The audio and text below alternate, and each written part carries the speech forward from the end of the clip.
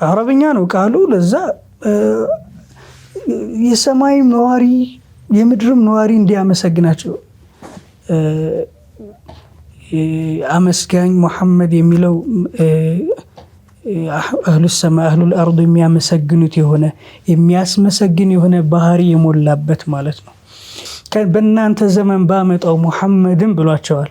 የመጨረሻውን ነብይ መደምደሚያ አድርጌ የምልከውን ሚላኩትን ነብይ እንደው በእናንተ ዘመን ባመጣው ልታምኑበት አጋዡ ልትሆኑ ቃል ግቡ ብሎ ቃል አስገብቷቸዋል ሁሉም ነብይ በዘመኑ። ለዛ ያ ነብይ ኡመቶችን ህዝቦችን ያስተምራል።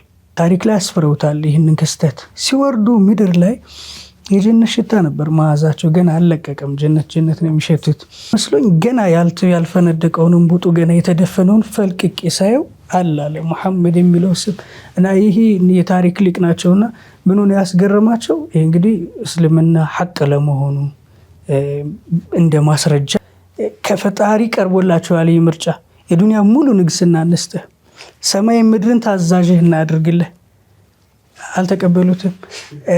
ይሄንን ስንል ምሳሌ ተራራ ኢማም አልቡስሪ ምንድነው የሚለው ቡርዳቸው ላይ ظلمت سنة من أحيا الظلام إلى أن اشتكت قدمه وراودته الجبال الشم من ذهب فأراها من نفسه أيما شمامي قالت ግዙፍ የሚባሉ ተራሮች ወርቅ እንደሆነላችሁ ይያሉ ይጠይቋቸው ነበር። ኪድስ ግዑዝ የሆነ ነገር እሳቸው ጋር ይቃሉ ውጥ ሷሃበቱ ናቸው ያቃሉ ያምናሉ። በዛው በሽታው ነው በዛው ቁስል ምክንያት ነው የሞተው ይባላልና ከዚህ አንፃር የሚነሳው ይሄ ነው። ግን ሆኖም እሳቸው ዘመቻዎቻቸው እንዳሉ ሆኖ ግን ቢጠኑ ቢመረመሩ በበደል ያፈሰሱት ምንም ደም የለም። ረሱላህ በትእዛዛቸውም ቢሆን አለይሂ ሰላቱ ወሰለም አጃኢብ የእንስሳ ደም በበደል አላፈሰሱ።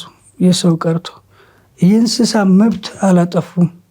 እንስሳ ይሰድቡም ነበር ረሱላህ ሰለላሁ ዐለይሂ ወሰለም።